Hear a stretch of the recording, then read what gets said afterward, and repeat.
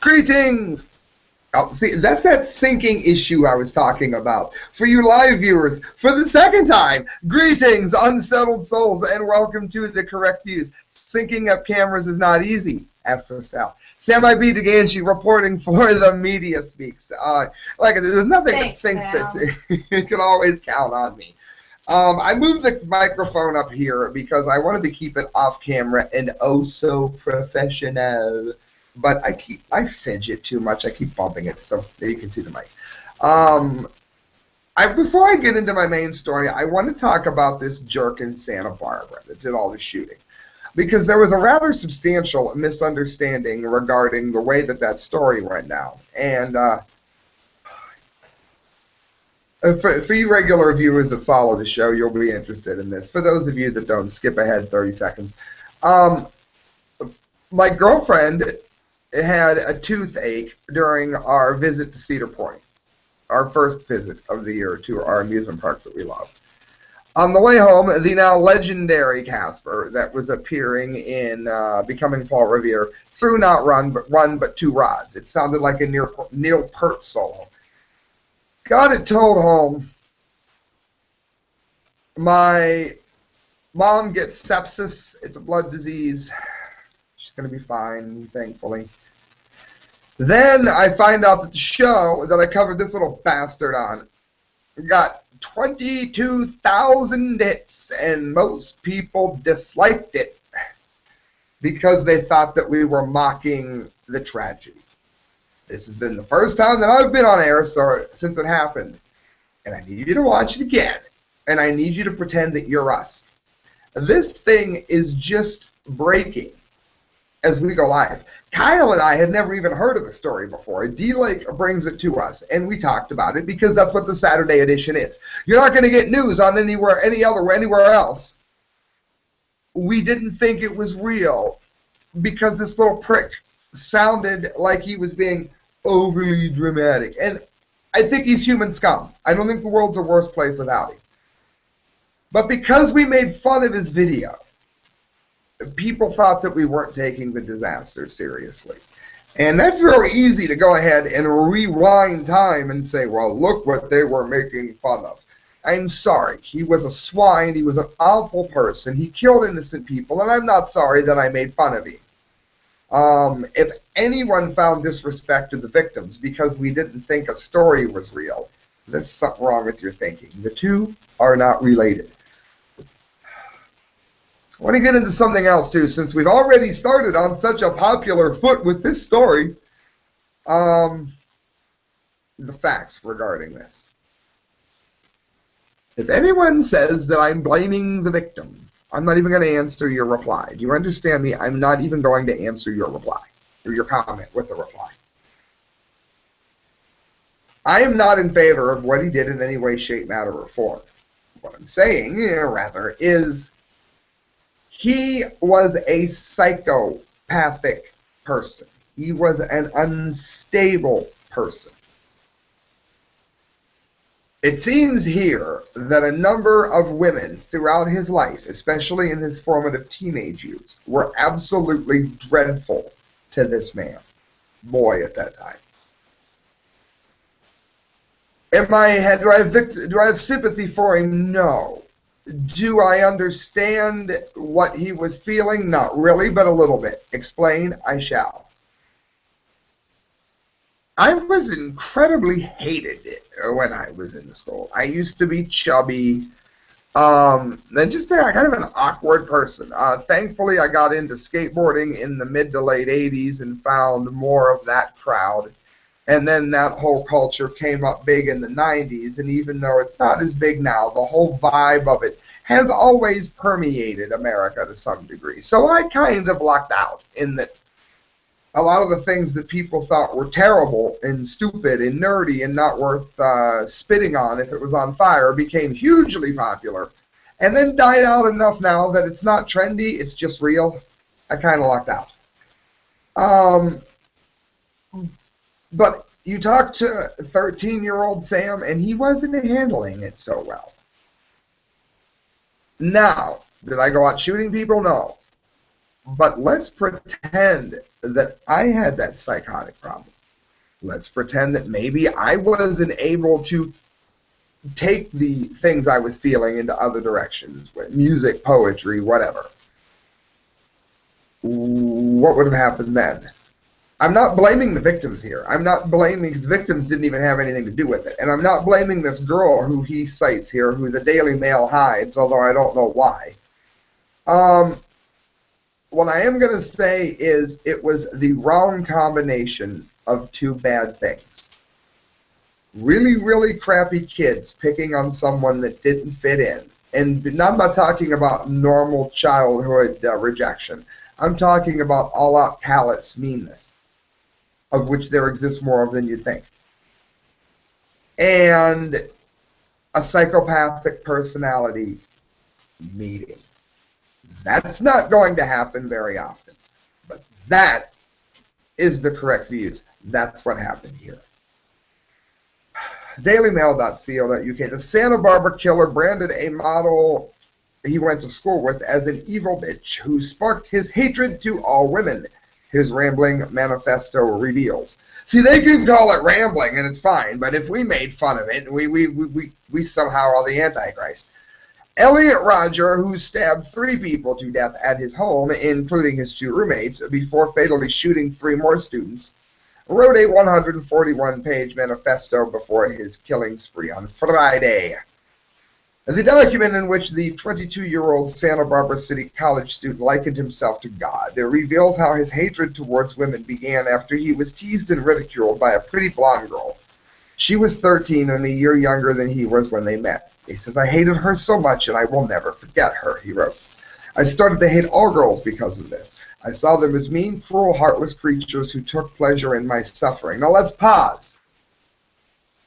The fact that he's going to go out and kill somebody at the age of 22 years old means that he was a psychopath. He was also made worse by the mean, cruel, and heartless creatures that took pleasure in his suffering. Were they as bad as he says they were? Probably not. But I can tell you from firsthand experience, it feels that way when you're going through it. And if you are a nutcase, that's how things like this happen. Am I saying that if she would have been wonderful to him, he would have grown up a wonderful person? No, I think he would have ended up a psychopath and killed somebody.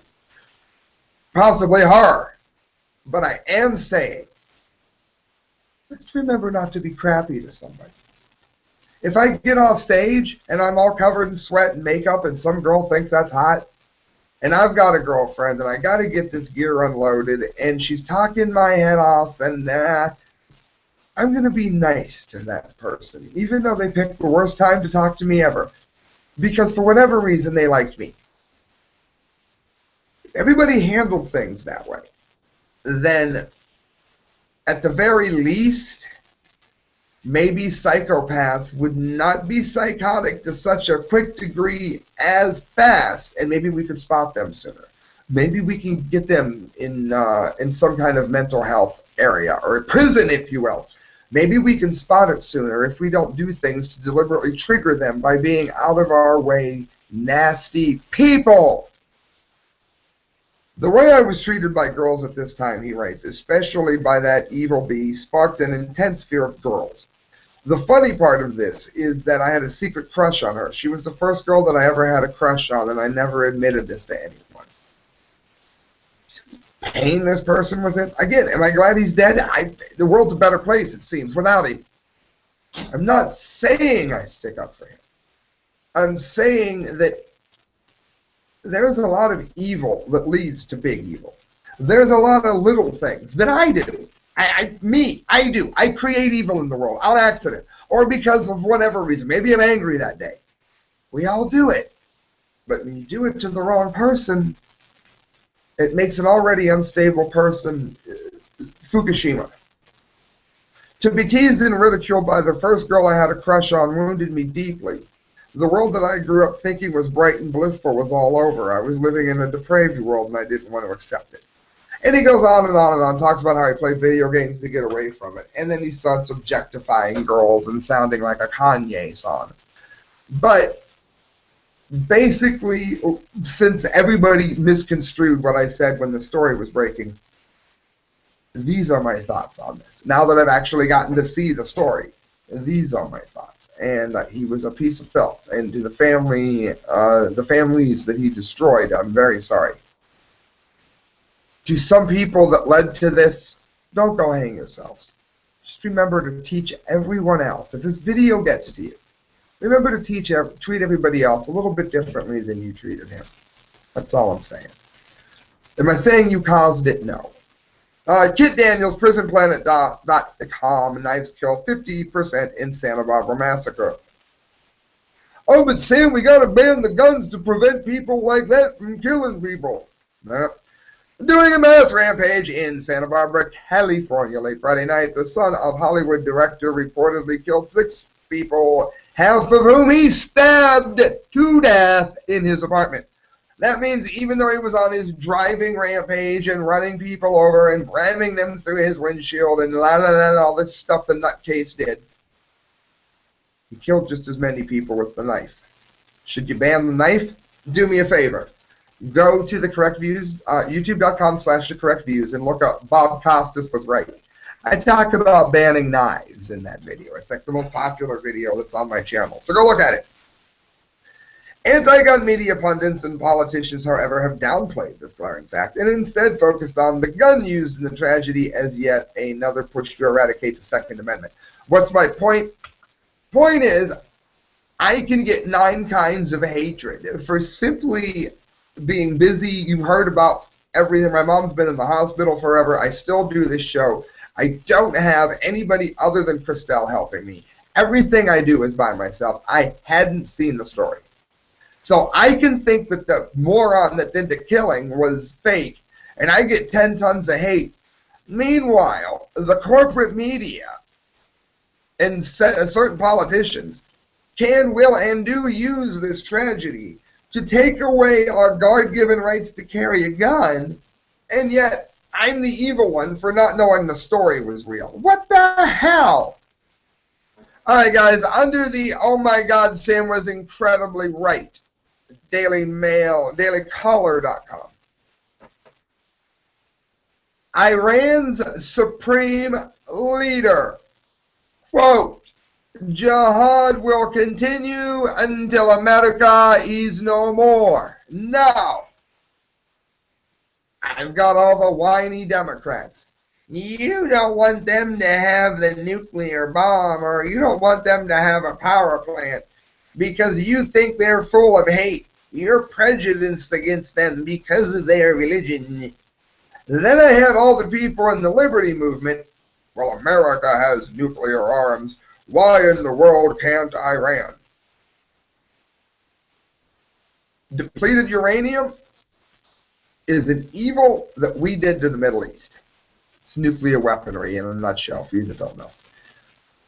We used it in the Middle East. We used it on our ammunitions. That was evil. Do you think it might be a good idea to keep the ability to do that out of Iran's hands when they've not only now publicly threatened Israel, and I don't mean the wipe the Israel off the map statement. I understand that was, he meant Zionism. I'm talking about the other comments. I've warned that this little bastard is going to set off a dirty bomb. I tell everybody that'll listen that this is a terrible idea, and everyone tells me how anti-freedom I am. Bam! I called this one. Iran's supreme leader, supreme my ass. He can, my dear leader from North Korea, he can bite my butt. Ayatollah Ali Khamenei all but said on Sunday that negotiations over the country's illicit nuclear program are over, and that the Islamic Republic's ideals include destroying America. It's a good idea for them to have a nuke plant. Those Iranians who want to promote negotiation and surrender to the oppressors and blame the Islamic Republic are, as a warmonger, in reality commit treason, Khamenei told a meeting of members of the parliament.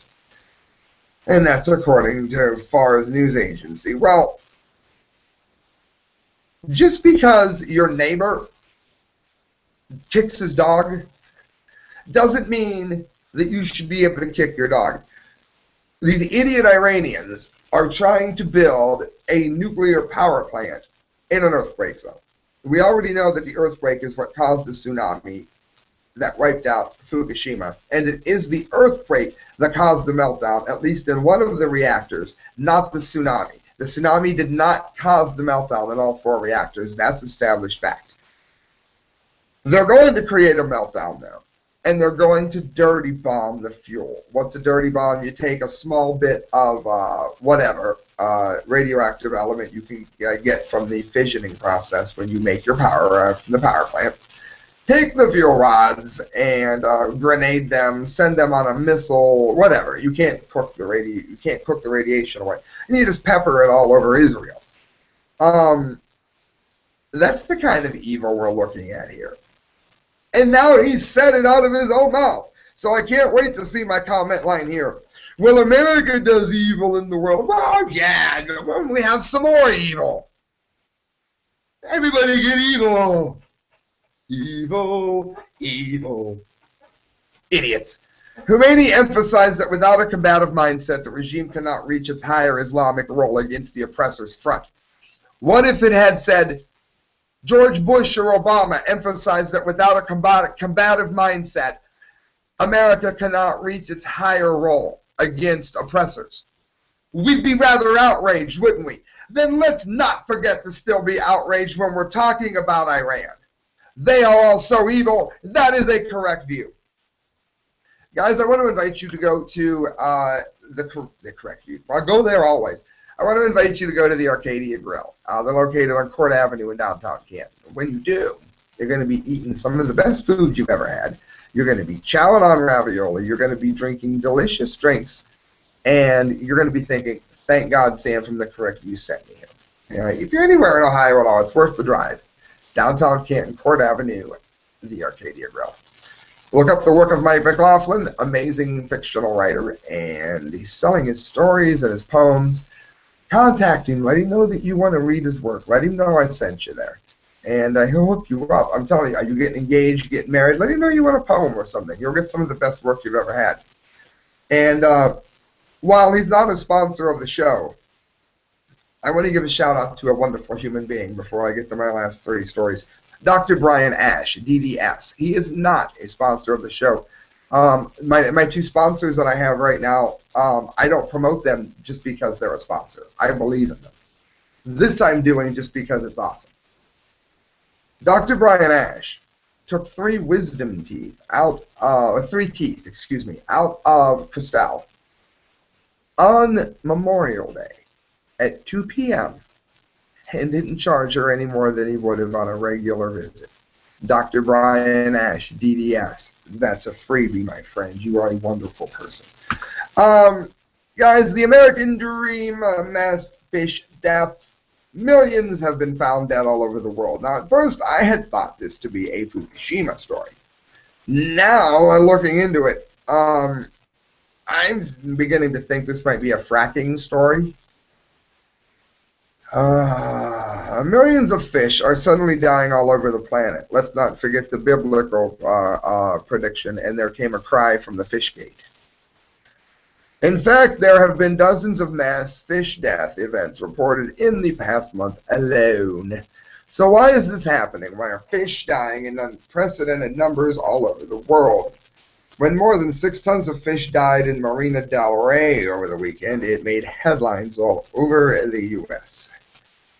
Truth is that it happened in the South California coast is just the tip of the iceberg. In 2014, mass fish die-offs have pretty much become a daily event globally. Individually, each event could perhaps be dismissed as an anomaly, but as you will see below, when they are all put together into one list, it is truly and rather stunning. The reason why so many fish are dying, it asks, is there something that connects these mass fish death events? Has something about the environment changed? Following are just a few examples of the mass fish death reports that have been coming in all over the globe. And the fact that this is happening in freshwater and is so frequently in the East is leading me to believe that this isn't just Fukushima. In April, 500,000 carp were found belly up at Kentucky's Cumberland River. There's links for all these. Over the weekend, it says thousands upon thousands of fish died just off the California coastline. That I would like to get the radiation readings on. It says officials have cleaned up 6 tons of dead fish, and they still have a long way to go. And also died there was anchovies, stingrays, and octopus. It says the death of approximately 35,000 fish in Minnesota is being blamed on lack of oxygen. Oh, it's normal. A recent die-off of thousands of fish in the Shark River near Belmar, New Jersey is also being blamed on oxygen depletion. Officials in Menifee, California are still trying to figure out what caused thousands of fish in Menifee Lake to die a few weeks ago.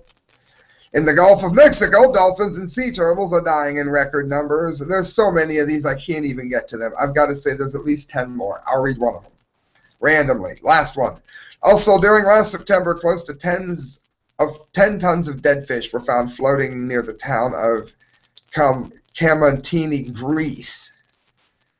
We've got it in China. We've got it in Singapore. We've got it all over the place. Why? And there's dates on it to go all the way down the page. Could it be from fracking? I don't know what it's from. But I do know that it's a very, very frightening occurrence. And friends, listen to me. Are you eating seafood? Don't do it. I take fish oil, and I hope it's privately raised. They keep the mercury out of it, so that's another plus. 2 more stories to get to before I jump off. Salon labels Benghazi cover-up a conspiracy theory. This is also a stab at the Bible. I'll get to it in a minute. PJ Dub. In an article for leftist publication Salon.com, writer Arthur Goldwag characterizes the Benghazi cover-up as a conspiracy theory backed by nothing more than faith, a ludicrous assertion given the recent release of emails which proved a deliberate effort to mislead on behalf of the Obama administration. How did they mislead? They blamed it on a movie, which maybe 2 people in the crowd out of thousands were angry about. I don't think any of them were happy about it, but that's not what caused it. And again, there were repeated requests for help that were ignored during this administration's great reign, and it led to deaths of Americans, and we've done nothing but destroy Libya. But listen what this jerk says. I'll get to it in the second paragraph. In a sophomore piece entitled Benghazi Nuts Anti-Vaxxers Birthers, Do They Really Buy Their Own Nonsense? The idiot Goldwag asks, why do people believe in ridiculous things in despite of all reason and proofs to the contrary? One of those ridiculous things is the notion that there was a cover-up surrounding the attack on the U.S. Benghazi diplomatic mission, which Goldwag labels a conspiracy theory backed by no evidence comparing belief to the Obama administration lied about the incident as akin to belief in the King James Bible. The King James Bible happens to be a historical fact, and that is not only a stab at constitutionalists and libertarians, it is a stab at Christians. Goldwag goes on to equate believers in a Benghazi cover-up to those who supported Stalin's mass starvation of millions of Russians in the 1930s. Oh, yeah.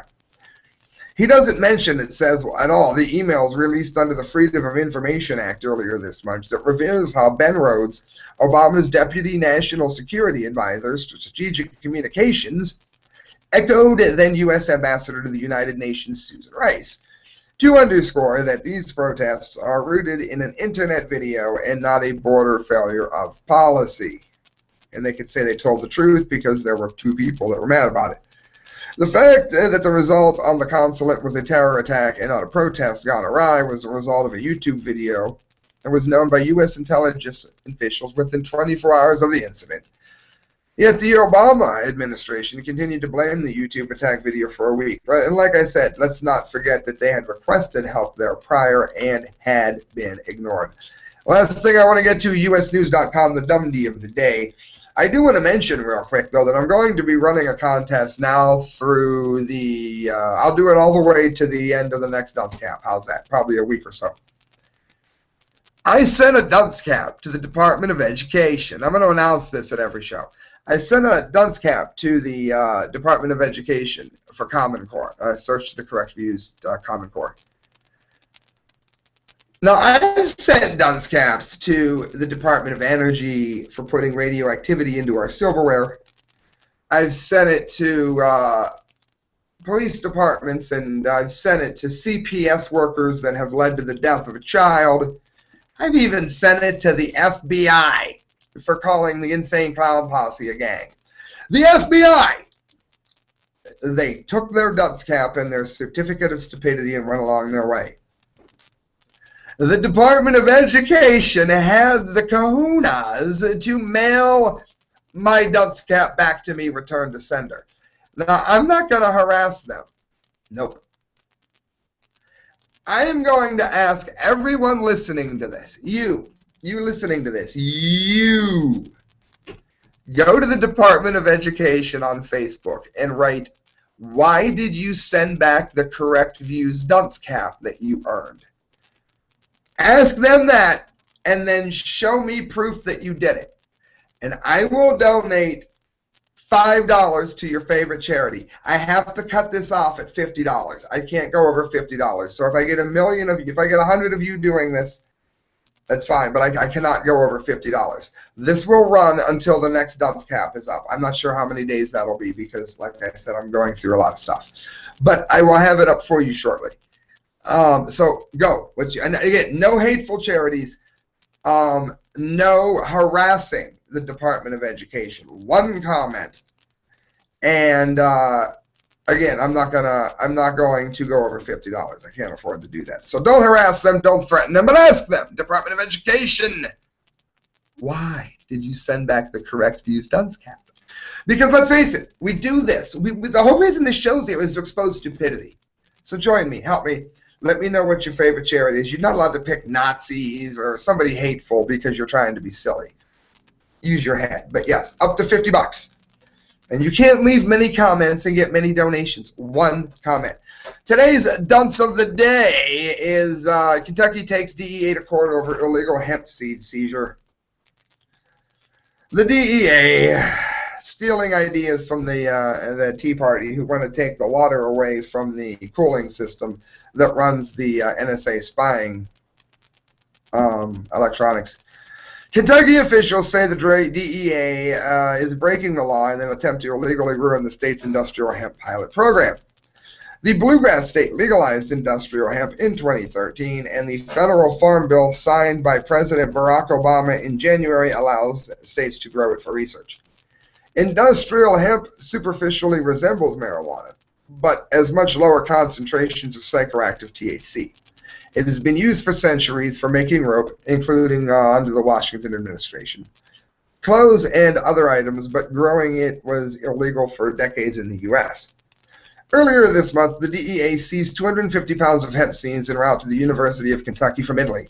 The package was first flagged by U.S. Customs and Border Research. It's ridiculous. Its hemp is not being grown in the U.S. How are we going to grow it without seeds? So they're taking the seeds away from something that doesn't get you high because it's related to something that gets you high, and they don't want you to make rope out of it. Do you believe that? No, neither do I. They get the dunce cap, the dunce of the day award, I should say, the Dumdy, the golden Dumdy. But more important than that, this is about keeping the current manufacturers of rope and paper and whatever making tons and eliminating hemp from being in the marketplace. That's what it's about, because there's a lot of the same big money that's tied into everything is tied into this. You got to remember that about 500 people roll almost everything that you buy and sell in the world. That's fact long before I took the air. Friends, you're listening to The Correct Views. Sam I.B. DeGangi signing off. Thank you for watching, friends. Do me a favor, hit share. Go to themediaspeaks.com, look up the work of Kyle Court, D-Lake, and myself. Subscribe if you can. And if you would like to donate, go to thecorrectviews@hotmail.com. Good night, friends, and God bless.